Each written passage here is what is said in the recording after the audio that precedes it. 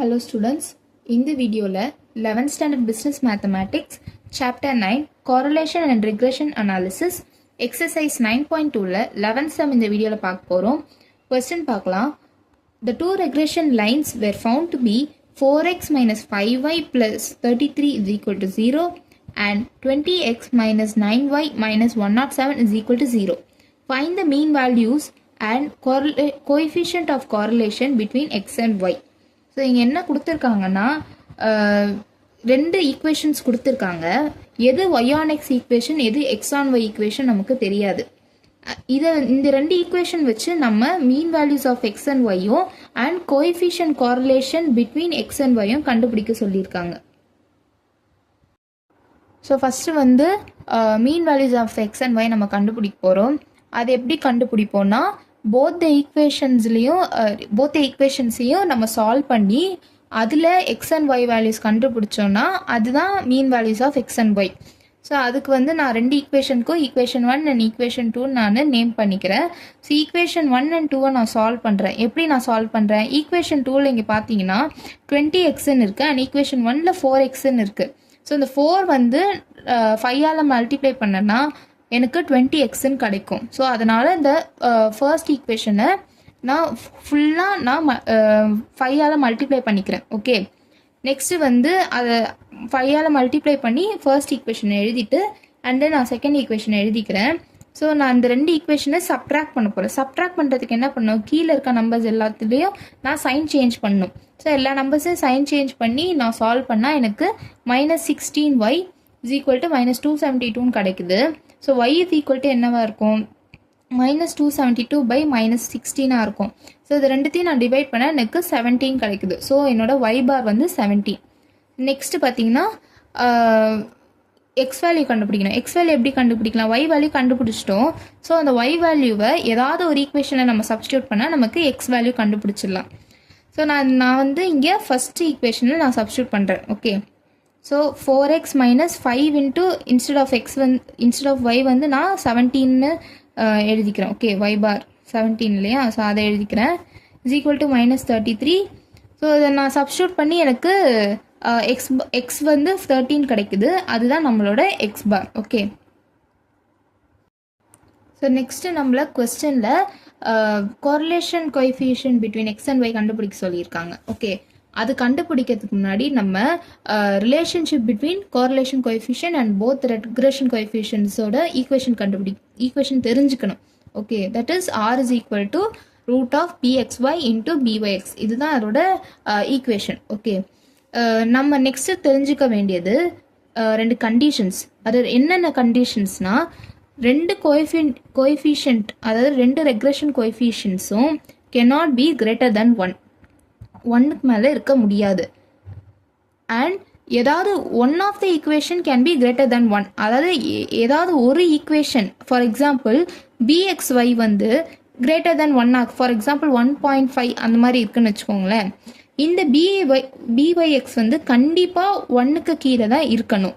ரெண்டுமே 1க்கு மேலே இருக்கக்கூடாது.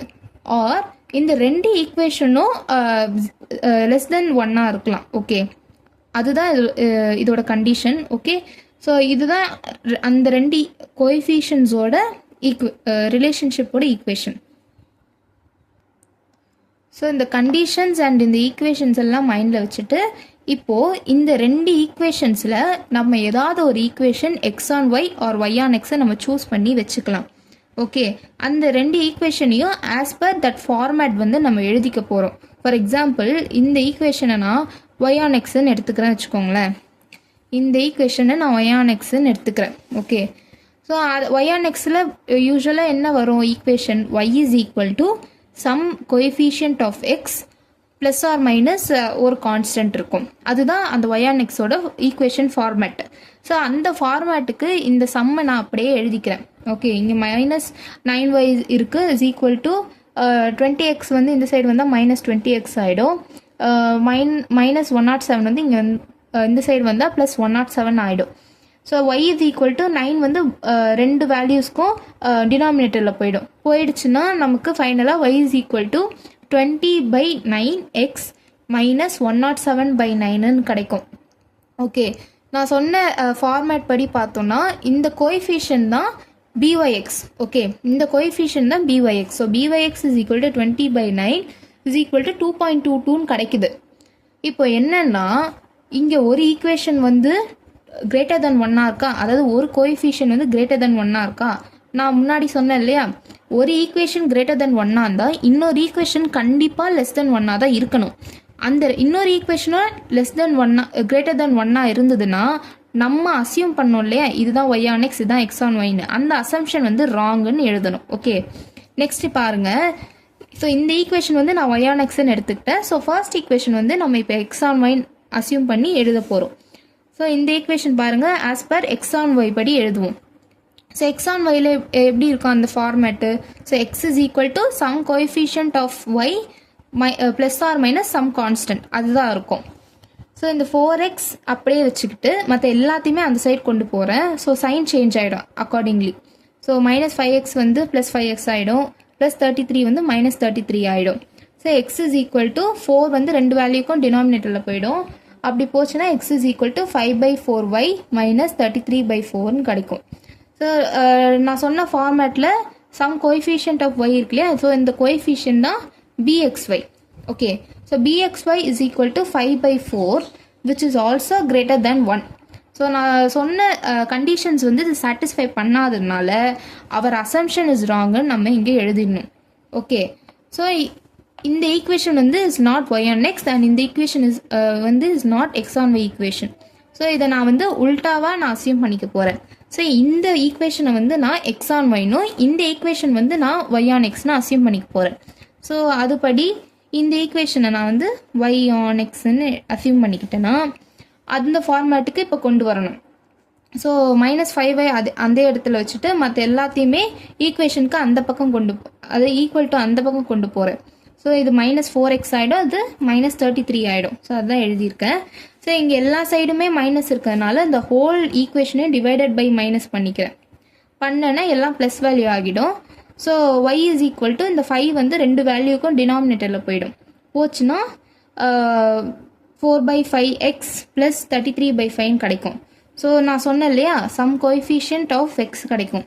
ஸோ அந்த coefficient which is nothing but byx. So byx is equal to 4/5 which is equal to 0.8. So 0.8ன்னு கிடைக்குது which is less than 1. So அதனால் கண்டிப்பாக இது வந்து நம்மளோட கண்டிஷன்ஸை சாட்டிஸ்ஃபை பண்ணும். எய்தர் இப்போ வந்து பிரச்சனை இல்லை, ஏன்னா இப்போ நம்ம byx கண்டுபிடிச்சிருக்கோம் இல்லையா. ஸோ இப்போ bxy வந்து 1க்கு மேலே இருந்தாலும் பிரச்சனை இல்லை, 1க்கு கீழே இருந்தாலும் பிரச்சனை இல்லை. பிகாஸ் நம்மளோட கண்டிஷன் என்னன்னா ஏதாவது ஒரு ஈக்குவேஷன் வந்து கிரேட்டர் தென் 1 இருக்கலாம், அதாவது ஏதாவது ஒரு கோஎஃபிஷியன்ட் வந்து கிரேட்டர் தென் 1 இருக்கலாம், ரெண்டு கோஎஃபிஷியன்ஸுமே கிரேட்டர் தென் 1 இருக்கக்கூடாது. ஸோ அதுதான் நம்மளோட கண்டிஷன். ஸோ அந்த கண்டிஷன் இது சாட்டிஸ்ஃபை பண்ணுது. ஓகே, ஸோ அதனால இப்போ நம்மளோட அசம்ஷன் வந்து கரெக்ட். ஓகே, ஸோ இப்போது நம்ம இந்த ஈக்குவேஷனை வந்து நம்ம x on y அசியூம் பண்ணிக்க போகிறோம். So x on y assume பண்ணிக்கிறதுக்கு என்ன format? x is equal to some coefficient of y plus or minus some constant. Okay, so 20x அப்படியே வச்சுப்போம், 9y ப்ளஸ் 107. அதாவது இந்த ரெண்டுமே ஈக்குவேஷனுக்கு இந்த சைட் கொண்டு வரும். அப்படி கொண்டு வந்தால் 20x ப்ளஸ் 9y ப்ளஸ் 107 இருக்கும். So x is equal to 9/20. அதாவது இந்த வேல்யூ வந்து ரெண்டுத்துக்கும் டினாமினேட்டரில் போயிடும். So 9/20y plus 107/20.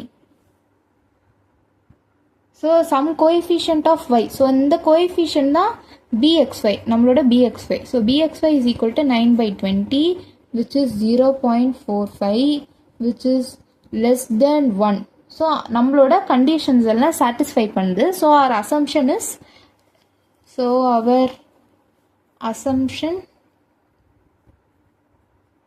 assumption is right.